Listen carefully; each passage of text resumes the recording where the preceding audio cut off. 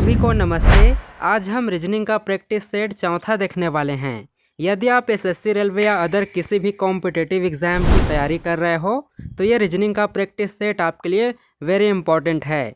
इस वीडियो में रीजनिंग के टॉप प्रीवियस ईयर क्वेश्चन को तैयार किया गया है। इसी टाइप का आपके एग्ज़ाम में आने वाले हैं, तो सॉल्व करके देखिए कितने सवालों के सही जवाब दे पाओगे। पहला क्वेश्चन देखिए, इसके अंदर में इस आकृति में कुल कितने त्रिभुज हैं बोल रहे हैं। क्या आप गिन पाओगे आखिर इसके अंदर में कितने त्रिभुज छिपे हुए हैं। वैसे यह दिखने में गुलाब का फूल की तरह दिख रहा है, लेकिन हमें त्रिभुज को ही पहचानना है।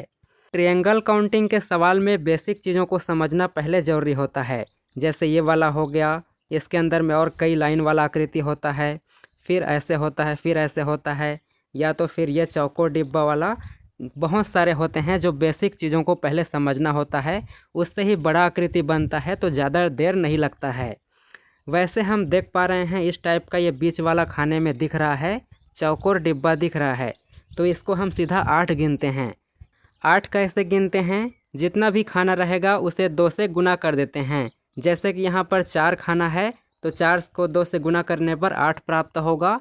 उसके बाद देखो ये बाहर में है 1-1, ये बाहर में है, ये भी बड़ा बाहर में है, और इसके अंदर में भी 1 है। कुल चारों भाग में 1-1 है, तो अंदर में 4, इसके अंदर में 4, इसके अंदर में 4, तो यह हो गया 12। तो 12 8 टोटल 20 हो गया। इस आकृति में कुल 20 त्रिभुज है। ध्यान से दिख रहा है ना। देखो ये सर्कल को बीच में अटैच किया है, उसी में काफ़ी लोग कंफ्यूज हो जाएंगे, लेकिन कंफ्यूज नहीं होना है।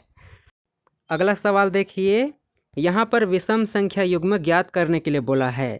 तो विषम संख्या क्या है, इनमें से कोई 3 एक समान का है और बाकी एक उससे अलग है, मैच नहीं है। तो इनमें सही आंसर को जानने से पहले आपको ये समझना है इन दोनों में क्या कनेक्शन बन रहा है, किस प्रकार ये एक दूसरे से कनेक्ट है। यहाँ पर क्या दिख रहा है, तो ये तो 13 का स्क्वायर है, ये 49 दिख रहा है, ये 7 का स्क्वायर है, ये भी स्क्वायर है, 25 का स्क्वायर है। तो एक चीज़ यहाँ पर हम देख पा रहे हैं, ये सभी स्क्वायर दिख रहा है। तो ये स्क्वायर कैसे बन रहा है उसको पहले समझते हैं। ये जो 24 है, 24 को 2 से डिवाइड किया है, तो 12 दूने 24 होता है, हम जानते हैं, प्लस उसमें 1 किया है, तो ये 13 हो गया है। अब ये 13 का ही स्क्वायर है, समझ आ रहा है ना। और ये 12 से 49 कैसे बना है ये भी समझो। 12 इसको भी 2 से डिवाइड किया है, तो 6 प्राप्त होगा, और इसमें भी 1 जोड़कर 7 बना दिया है। अब 7 का स्क्वायर यह होता है 49। उसके बाद ये देखो 48, तो 24 दूने 48 होता है, हम जानते हैं। इसको भी 2 से डिवाइड किया है, 48 है, इसको भी 2 से डिवाइड करेंगे तो 24 प्राप्त होगा, प्लस इसमें भी 1 ऐड करेंगे, तो ये 25 हो गया, और ये 25 का ही स्क्वायर है। लेकिन ये डी वाला मैच नहीं हो रहा है, हम जानते हैं। अब 36 को भी 2 से डिवाइड करेंगे तो 18 प्राप्त होगा। इसमें भी नियम के अनुसार 1 को ऐड करेंगे, 1 जोड़ना है, सभी में जुड़ा है, तो ये 19 हो गया। अब 19 का स्क्वायर 361 होता है, लेकिन यहाँ पर 365 है, तो यही आपका सही आंसर है, यही अलग है। इस तरीके से समझना होता है। अगला सवाल देखिए, ये मिसिंग नंबर वाला है। यहाँ पर क्वेश्चन मार्क के स्थान पर इन चारों में से कौन सा नंबर आएगा बोल रहे हैं। मिसिंग नंबर, इसमें एक दूसरे से किस प्रकार कनेक्ट होता है ये भी समझना होता है, उसी के आधार पर फिर इन अगला नंबर आता है, आंसर आता है। तो यहाँ पर 6 9 से 90 बन गया है, 12 8 से 120 बन गया है, 13 6 से क्या बनेगा। इनमें भी बहुत सारे लॉजिक के साथ सवाल बनाए जाते हैं। कभी कभी ये ऊपर से नीचे की ओर हल होता है, कभी बाएं से दाएं की ओर हल होता है, तो कभी किनारे किनारे मिलकर बीच का संख्या बनाते हैं। बहुत सारे लॉजिक होते हैं। तो चलो इनका सही आंसर देखते हैं। ये 6 और 9, इनको हम अगर आपस में जोड़ देंगे तो 6 और 9 15 हो जाता है। इन दोनों को जोड़ने पर 15 में अगर हम 6 को गुना करेंगे तो 90 प्राप्त होगा।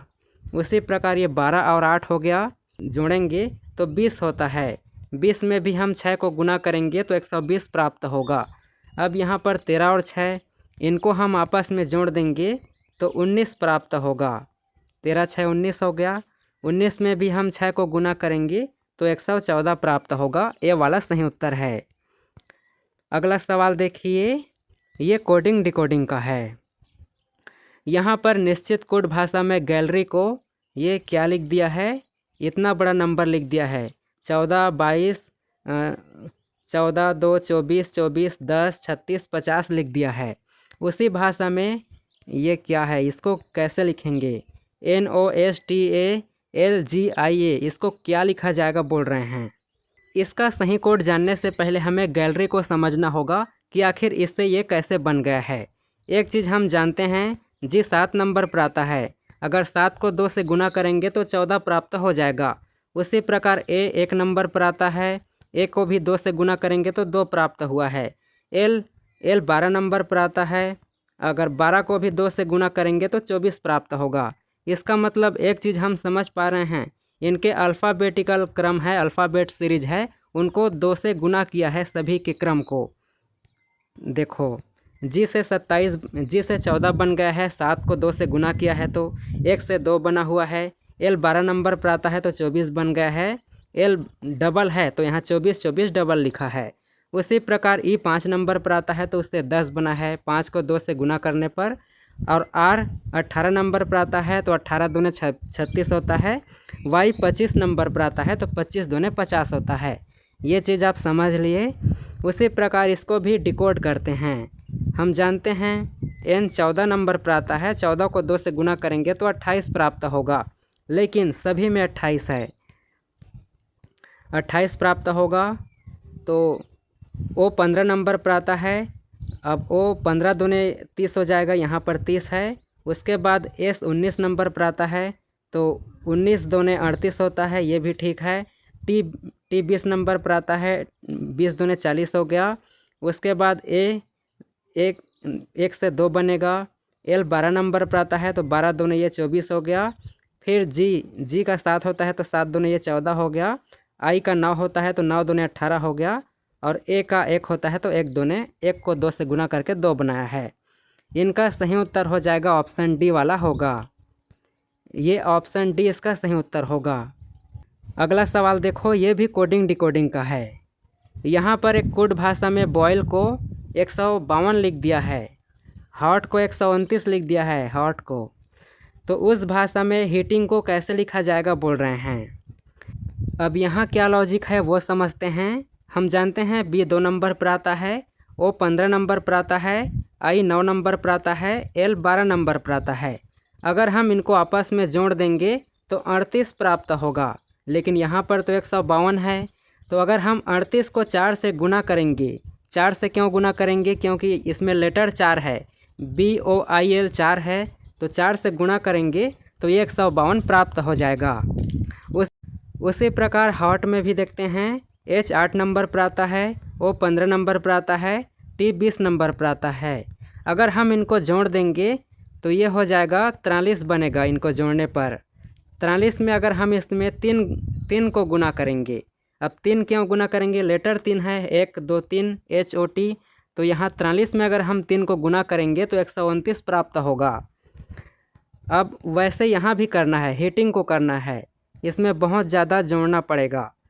H 8 नंबर पर आएगा, E 5 नंबर पर आएगा, A 1 नंबर पर आएगा और T 20 नंबर पर आएगा, I 9 नंबर पर आएगा, N 14 और G फिर G 7 नंबर पर आएगा। इन सभी को हम आपस में जोड़ देंगे, सभी को जोड़ेंगे तो ये हो जाएगा 64 प्राप्त होगा। 64 में हम 7 को गुना करेंगे तो ऑप्शन सी प्राप्त होगा 448। अगला सवाल देखिए, ये दर्पण प्रतिबिंब वाला है। यहाँ पर प्रश्न लेटर दे दिया है, उनके सामने में MN दर्पण है, इनका सही प्रतिबिंब इन चारों में से कौन सा बनेगा बोल रहे हैं। ये सवाल SSC MTS में आया था, तो क्या आप इसका सही प्रतिबिंब बता पाओगे। देखो, इसमें क्या होता है, दर्पण अगर बायां साइड में है तो इनका प्रतिबिंब बायां और दायां का भाग बस बदलता है, ऊपर और नीचे का नहीं बदलता है। तो इसमें क्या हो जाएगा, ये Q है वो इस प्रकार हो जाएगा, C इस प्रकार हो जाएगा, P ऐसे हो जाएगा और 8 जैसे का तैसा है वैसे रहेगा, D ऐसे हो जाएगा, F भी ऐसे हो जाएगा। तो इनका सही प्रतिबिंब हम देख पा रहे हैं, ऑप्शन ए में दिख रहा है। और अगला देखो, ये भी मिरर इमेज का है। इस बार प्रश्न आकृति दिया है, दर्पण सेम है, दायां साइड में है, तो इनका प्रतिबिंब क्या बनेगा? सीधा बात है, ये उल्टा होकर इस पर आ जाएगा, तो ऑप्शन ए वाला सही उत्तर होगा। ये तो नहीं बनेगा, इसमें दोनों खाली बॉक्स है, ये ऊपर भी नहीं जाएगा, ये गलत है, ये भी गलत है। अगला सवाल देखिए, यहाँ पर प्रश्न आकृति दिया है, इसमें एक मिसिंग है। इन चारों में से कौन सा एक पार्ट इस अधूरे आकृति को पूर्ण करेगा बोल रहे हैं। तो क्या आप इसका सही आकृति बता पाओगे? ये कंप्लीशन ऑफ फिगर का सवाल है। ऐसे में एक एक चीज़ को हमें ध्यान से समझना होता है, आकृति किस प्रकार बनी हुई है। जैसे कि देखो, पहले बिंदु बना हुआ है, उसके बाद अर्धवृत्त है, उसके बाद में फिर अर्धवृत्त है, फिर किनारे किनारे में त्रिभुज बना हुआ है। तो ये ऑप्शन बी वाला इसका सही होगा। ये तो नहीं होगा, इसमें ये भी गलत है, ये भी गलत है, तो ऑप्शन बी वाला इसका सही आकृति होगा। अगला सवाल देखिए, ये लेटर सीरीज वाला है। यहाँ पर EZ 10 है, उसके बाद क्वेश्चन मार्क है, फिर ID 36 है, उसके बाद KF 49 है, फिर MH 62 है। आखिर यह श्रृंखला एक दूसरे से किस प्रकार कनेक्ट है? ये क्वेश्चन मार्क के स्थान पर इन चारों में से कौन सा आएगा बोल रहे हैं। तो देखो, E के बाद क्या आ गया है? 10 आ गया। EZ में क्या संबंध है यहाँ पर? अगर हम E से 5 पीछे जाएंगे तो Z प्राप्त होगा। उसी प्रकार I से भी हम D, क्या अंतर है? I में भी हम 5 पीछे जाएंगे तो D प्राप्त होगा। और एक चीज़ और पहले समझो, इन दोनों में क्या डिफरेंट है? I के बाद K आ गया है तो J मिसिंग है, K के बाद M आ गया तो L मिसिंग है, तो यहाँ एक को छोड़कर आगे बढ़ रहे हैं। तो यहाँ पर E के बाद क्या आ जाएगा? F मिसिंग हो जाएगा, G आएगा, तो ऑप्शन सी वाला इसका सही उत्तर होगा। E के बाद F मिसिंग होकर यहाँ G आएगा, क्योंकि इसमें भी एक मिसिंग है। और ये 10, 36, 49 कैसे आ गया वो भी देखो। 36 में अगर हम 13 को जोड़ेंगे प्लस 13 करेंगे तो 49 आ गया है। 49 में 13 जोड़ेंगे तो 62 आ गया है।